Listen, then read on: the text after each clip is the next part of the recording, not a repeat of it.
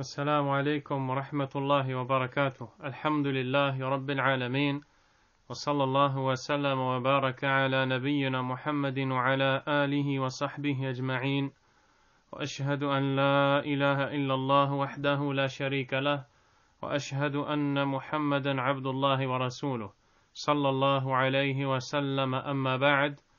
En cette soirée du 10 du mois de Rabi' al-Thani de l'an 1437 de l'hégire du prophète Mohammed sallallahu alayhi wa sallam, qui correspond au 19 janvier 2016, nous entrons incha'Allah ta'ala dans le 27e cours de l'étude des leçons importantes pour toute la communauté de l'aimable Cheikh Abdul Aziz ibn Baz, qu'Allah lui pardonne ses fautes et le fasse entrer au paradis. Allahumma amin. Et nous sommes à la fin de la 9e leçon de ce livre. Nous nous sommes arrêtés sur l'explication de cette formule qui est bonne à prononcer et à dire avant le salut final et après le tashahhud dans la prière. Allahumma inni zalamtu nafsi zulman kathira wa la yaghfiru dhunuba illa ant faghfir li maghfiratan min indika warhamni innaka antal ghafurur rahim. Oh Allah, j'ai été très injuste envers moi-même, et nul ne pardonne les fautes, sauf toi. Pardonne-moi donc mes péchés par ton pardon, et sois miséricordieux envers moi. Tu es celui qui pardonne, le très miséricordieux. Nous avons vu que si Abu Bakr as-Siddiq radiyallahu anhu est celui qui a reçu cette invocation de la part du prophète sallallahu alayhi wa sallam, alors qu'il est qui il est, dans la foi qu'il avait en Allah et dans la piété dont il faisait preuve, radiyallahu anhu. Malgré cela, le prophète sallallahu alayhi wa sallam lui enjoint de demander à Allah de lui pardonner ses fautes. Que dire alors de nous autres, les croyants, qui sommes bien plus faibles que Abu Bakr as-Siddiq, radiyallahu anhu. Nous voyons également que Abu Bakr, radiyallahu anhu, a demandé au prophète sallallahu alayhi wa sallam de lui enseigner une parole qu'il pourrait prononcer pendant sa prière pour solliciter Allah subhanahu wa ta'ala. Abu Bakr aurait très bien pu choisir des paroles qui sont licites et qui ne dépassent pas les limites fixées par Allah, mais il a préféré se contenter de ce que le prophète lui enseigne sallallahu alayhi wa sallam, et c'est comme cela que doit être le croyant. Il suit ce que lui a enseigné le messager d'Allah sallallahu alayhi wa sallam. Ensuite, dans cette invocation, on voit que le serviteur se fait du tort, il fait du tort à sa propre personne et non pas à son créateur subhanahu wa ta'ala, et ceci par la désobéissance et les nombreux péchés et les fautes qu'il commet de jour comme de nuit, et cela nécessite un repentir, une demande de pardon d'Allah. Pour cela, à la fin, nous retrouvons Wala yaghfiru dhunuba illa ant, et nul autre que toi ne pardonne les péchés. C'est Allah tabaraka wa ta'ala qui pardonne les péchés, et nous en profitons pour l'implorer et lui demander le pardon de nos fautes. Ceci étant dit, ainsi s'achève la 9e leçon de cet écrit. Nous passons donc par la permission d'Allah subhanahu wa ta'ala à la 10e leçon. Elle consiste à étudier les actes recommandés de la prière, ce qu'on appelle sunanus salah. Les sunan, et le mot sunan est le pluriel de sunna, et ce que l'on entend ici par le terme sunna, c'est-à-dire les choses recommandées, bonnes à faire, les choses que le prophète sallallahu alayhi wa sallam nous a encouragé de faire pendant la prière. Al-Sheikh Ibn Baz rahimahullah ta'ala en a cité plus d'une quinzaine. Et par souci de temps, je vais directement vous les citer en français, incha'Allah ta'ala. Et pour ceux qui veulent les lire en arabe, ils pourront revenir à l'écrit du Cheikh. Premièrement, parmi ces actes, l'invocation d'ouverture.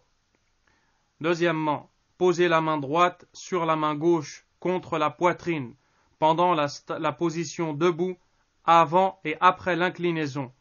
Troisièmement, lever les mains en ayant les doigts joints à hauteur des épaules ou des oreilles pour le premier takbir, lorsqu'on s'apprête à s'incliner, pendant le redressement après l'inclinaison et le redressement pour la troisième rak'a, juste après le dernier tashahhud, le premier tashahhud. Quatrièmement, dire plus d'une fois l'invocation de l'inclinaison et celle de la prosternation, c'est-à-dire Subhana Rabbil Azim, Subhana Rabbil A'la. Le dire une fois est une obligation, et le dire plus d'une fois, bien sûr un nombre impair, fait partie de la sunna. Cinquièmement, dire la suite de l'invocation Rabbana wa lakal hamd, hamdan kathiran tayyiban mubarakan fi, et toutes ces paroles qui sont rapportées du prophète sallallahu alayhi wa sallam. Sixièmement, tenir la tête bien droite dans le prolongement du dos durant l'inclinaison. Septièmement, éloigner les bras du corps, le ventre des cuisses et les cuisses des mollets pendant la prosternation. Huitièmement, lever les avant-bras du sol pendant la prosternation.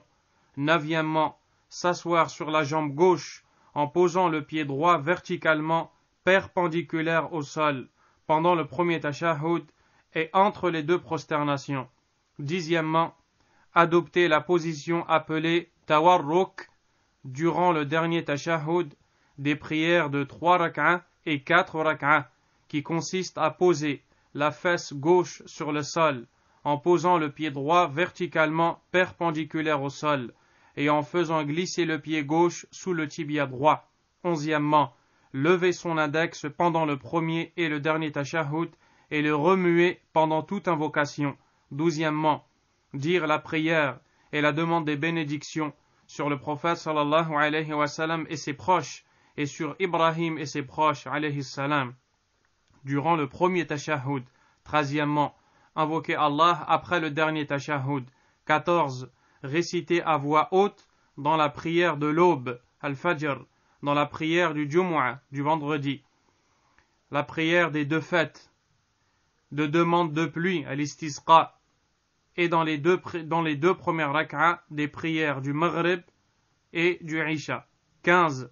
Réciter à voix basse dans les prières du midi al-Dhuhr et de l'après-midi al-Asr, dans la troisième rak'a de la prière du coucher du soleil, al-Maghrib, et dans les deux dernières rak'a de la prière du soir, al-Isha. 16.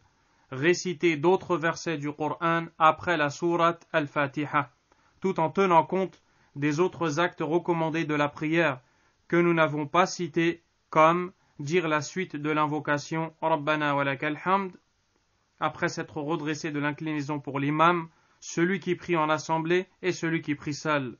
Ceci est un acte recommandé. Aussi, poser les mains en écartant les doigts sur les genoux pendant l'inclinaison fait partie des actes recommandés. Vous comprendrez donc que le Cheikh Ibn Baz rahimahullah a énuméré certaines des sunan, des actes, des œuvres recommandées pendant la prière, et la liste n'est pas complète, elle n'est pas exhaustive.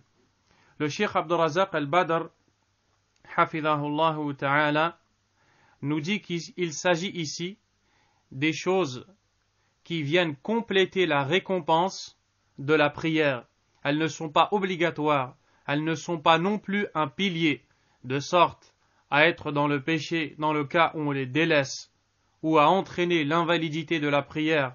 Cependant, le prophète sallallahu alayhi wa sallam nous a fortement encouragés à prendre soin de ces actes recommandés dans la prière, car ces actes ont toute leur importance, du fait que le serviteur ne peut jamais se passer, ne serait-ce que d'un atome de récompense d'Allah subhanahu wa ta'ala. Le musulman doit prendre garde à délaisser la sunna du prophète sallallahu alayhi wa sallam. Il doit prendre garde à éprouver de l'aversion par rapport à un acte du prophète ou pour un acte fait dans la prière par le prophète sallallahu alayhi wa sallam. Car éprouver de l'aversion, karahiyya, pour une sunna du prophète sallallahu alayhi wa sallam est un danger duquel va découler une grande menace. Le prophète sallallahu alayhi wa sallam a dit « Man raghiba an sunnati falaysa minni » et quiconque désapprouve ma sunna, ou alors éprouve de l'aversion pour ma sunna, ne fait pas partie de moi.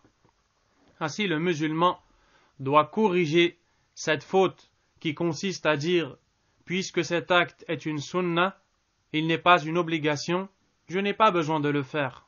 Bien au contraire, tu es dans le plus grand besoin de suivre la sunna de ton prophète, sallallahu alayhi wa sallam, dans toutes les œuvres, aussi infimes paraissent-ils à tes yeux, car c'est peut-être ces œuvres qui seront la cause de ton entrée au paradis, insha'Allah ta'ala. Ces sunan ont donc une très grande importance dans la prière puisqu'elles viennent en compléter la récompense. Et les savants les ont divisées en deux, as-sunanul qawliya wa as-sunanul fi'liya, les actes recommandés et les paroles recommandées dans la prière. À titre d'exemple, de paroles recommandées, il y a l'invocation d'ouverture que l'on appelle du'a ou l'istiftah, fahadihi sunnah, ou hada sunnah. Ceci est une sunnah du prophète sallallahu alayhi wa sallam dont nous allons parler incessamment sous peu, insha'Allah.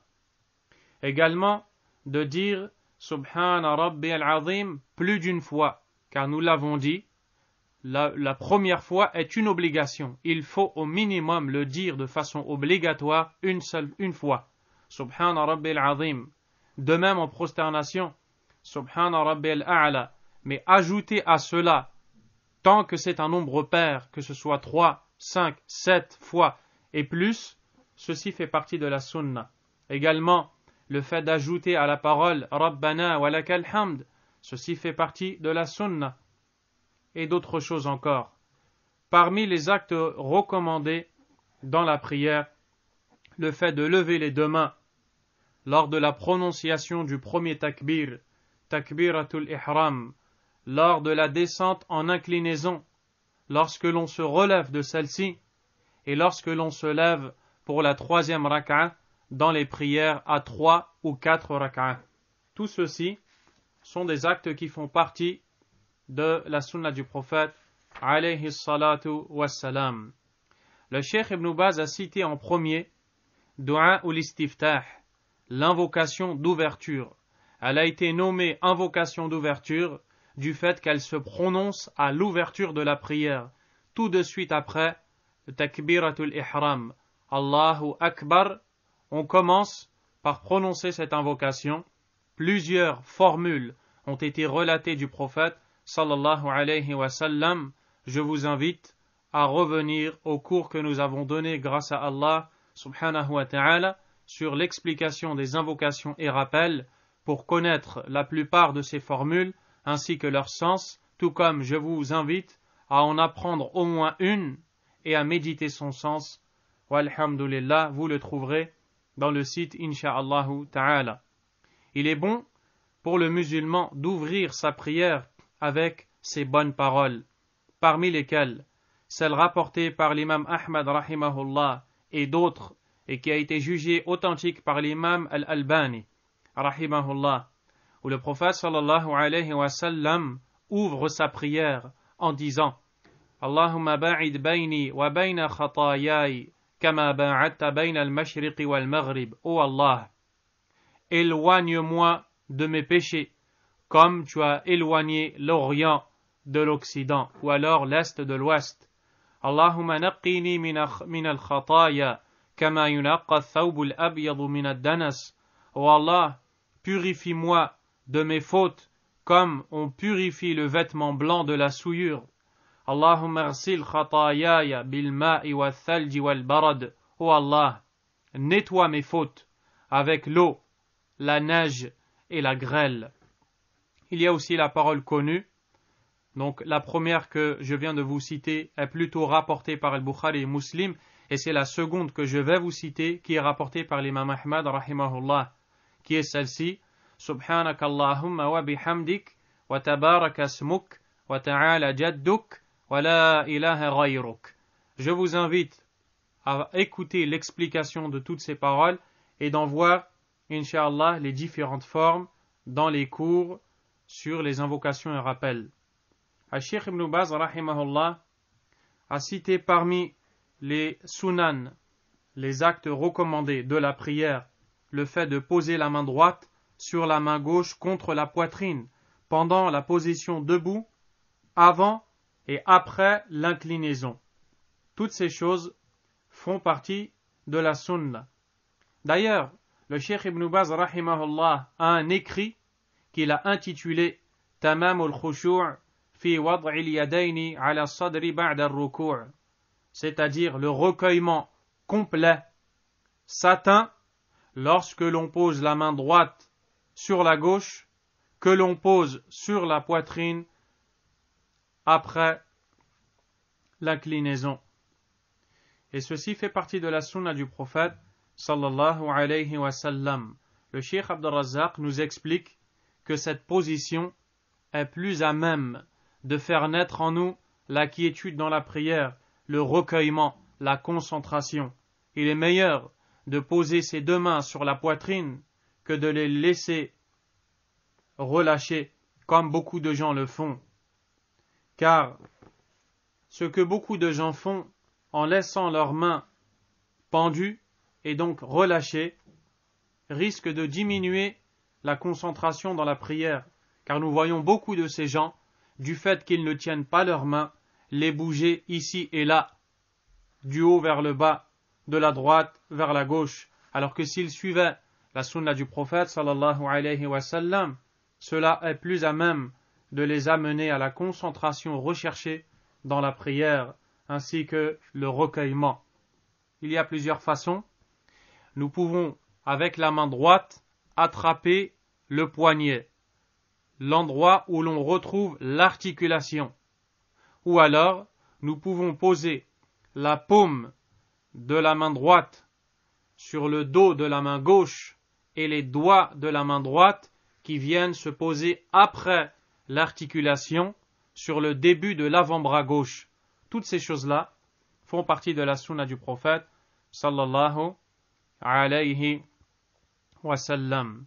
Al-Cheikh Ibn Baz rahimahullah a cité également parmi les sunnas dans la prière le fait de lever les deux mains au niveau des épaules, le fait de lever les deux mains avec les doigts joints, comme nous l'avons dit, à hauteur des épaules ou des oreilles durant le premier takbir, lorsqu'on s'apprête à s'incliner, pendant le redressement après l'inclinaison et le redressement pour la troisième raka'a juste après le premier tashahhud. Voici les 4 moments où il est bon de lever ses mains dans la prière. Lorsque l'on dit Allahu Akbar pour entrer en prière. Puis lorsque l'on dit Allahu Akbar pour descendre incliné. Puis lorsque l'on dit Sami'a Allahu liman hamida en se relevant de cette inclinaison. Et quatrièmement, lors de la troisième raka'a, que ce soit pour la prière du Maghrib ou la prière du Dhuhr, ainsi que la prière du Asr. Ces 4 positions, ces 4 passages de la prière, le prophète sallallahu alayhi wa sallam a levé ses mains comme nous l'avons dit. Où est-ce qu'il faut, à quelle hauteur faut-il lever ses mains? Faut-il lever ses mains à hauteur des épaules ou à hauteur des oreilles? La réponse, il y a 2 récits. Dans le premier, on nous dit qu'il faut les lever à la hauteur des épaules, et dans le second, il nous est dit de lever les mains à hauteur des oreilles. La conclusion est que tout cela fait partie de la sunna. Il faut tantôt lever les mains à hauteur des épaules, tantôt lever les mains à hauteur des oreilles. Et le musulman doit diversifier ses actes qu'il fait dans la prière dans le but de suivre un maximum la sunna du prophète sallallahu alayhi wa sallam sous toutes ses formes enseignées par le prophète alayhi salatu wa salam. Et d'ailleurs, l'imam al-Bukhari rahimahullah rapporte d'après Ubaydullah ibn Nafi' que Abdullah ibn Umar radiyallahu anhu a dit kana idha, ou plutôt que Abdullah ibn Umar kana idha dakhala fi as-salah kabbara wa rafa'a yadayhi. Lorsqu'il proclamait le takbir, qu'il prononçait le takbir pour entrer en prière, il levait ses 2 mains. وَإِذَا رَكَعَ رَفَعَ يَدَيْهِ. Puis lorsqu'il descendait incliné, il levait ses deux mains. وَإِذَا قَالَ سَمِعَ اللَّهُ لِمَنْ حَمِدَهُ رَفَعَ يَدَيْهِ. Il levait également ses mains après avoir dit cette parole en se levant de l'inclinaison. وَإِذَا قَامَ مِنَ الرَّكْعَتَيْنِ رَفَعَ يَدَيْهِ. Et quand il se levait de ces deux rak'as, c'est-à-dire pour la troisième, que ce soit le Maghrib, Dhuhr, Al-Asr ou l'Isha, il levait également ses mains. Et il l'a rapporté du prophète Muhammad sallallahu alayhi wa sallam. Parmi les sunan de la prière, les actes recommandés dans la prière. Al-Sheikh Ibn Baz rahimahullahu ta'ala nous dit: dire plus d'une fois l'invocation de l'inclinaison et celle de la prosternation. Car comme nous l'avons dit, le dire une fois est une obligation. Il faut au minimum avoir dit une fois Subhana Rabbi al-Azim en inclinaison et Subhana Rabbi al-A'la en prosternation. Et plus on ajoute, plus on complète les récompenses de notre prière. Et il n'y a pas de limite.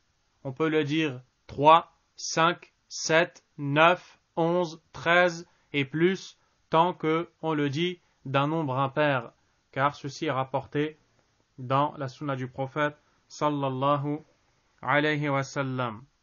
Parmi les sunan, les actes recommandés, les sunan de la prière, il y a le fait de dire à la suite de l'invocation Rabbana walakal hamd, donc après s'être relevé de l'inclinaison et avoir dit Sami'a Allahu liman hamidah, puis Rabbana walakal hamd, tout ce qui vient après et qui est rapporté du prophète sallallahu alayhi wa sallam fait partie de la sunna. Il est bon de prononcer ces paroles et je vous invite à apprendre ces paroles dans les cours sur l'explication des invocations et rappels. Vous y trouverez les différentes formules à prononcer et également l'explication de chacun des mots de ces formules. Walillahil hamd. Ensuite, le Cheikh Ibn Baz dit tenir la tête bien droite dans le prolongement du dos durant l'inclinaison. Effectivement, tenir la tête bien droite pendant l'inclinaison. Ceci car beaucoup de gens, malheureusement, ne savent pas s'incliner correctement. Lorsque l'on voit l'un d'entre eux, on s'aperçoit que le dos fait la forme d'une bosse, parce qu'il a levé la moitié de son dos et a trop baissé sa tête. D'autres personnes montent trop ou ne descendent pas assez en inclinaison. Ce qu'il faut, c'est s'incliner de sorte à ce que le dos soit maintenu de façon droite, si bien que si l'un d'entre nous versait de l'eau, cette eau serait stagnante sur le dos. Comme cela nous a été décrit l'inclinaison du prophète sallallahu alayhi wa sallam. Et la tête doit être le prolongement du dos. Elle ne doit pas être trop élevée, elle ne doit pas non plus être trop rabaissée. Il est relaté par l'imam Muslim, rahimahullah, d'après Aïcha, radiyallahu anha, lorsqu'elle décrivit la prière du prophète sallallahu alayhi wa sallam, elle dit Kana idha raka'a lam yushkhis ra'sah wa lam yusawwibhu walakin bayna dhalik. Quand le prophète sallallahu alayhi wa sallam s'inclinait, il ne levait pas sa tête, il ne figeait pas sa tête et ne la rabaissait pas trop non plus, mais plutôt entre ces deux, c'est-à-dire de juste milieu, sallallahu alayhi wa sallam. Il y a également parmi les sunan, les actes recommandés de la prière, dans les paroles, le fait de dire plus d'une fois Rabbighfirli, c'est-à-dire ô Seigneur, pardonne-moi entre les deux prosternations. Car il est rapporté de la sunna que dire une seule fois est une obligation et plus d'une fois fait partie de la sunna du prophète sallallahu alayhi wa sallam. Le musulman doit profiter de ces moments pour le dire, tant qu'il le dit d'un nombre impair. Wallahu a'lam, وصلى الله وسلم وبارك على نبينا محمد وعلى آله وصحبه أجمعين سبحانك اللهم وبحمدك أشهد أن لا إله إلا أنت أستغفرك وأتوب إليك.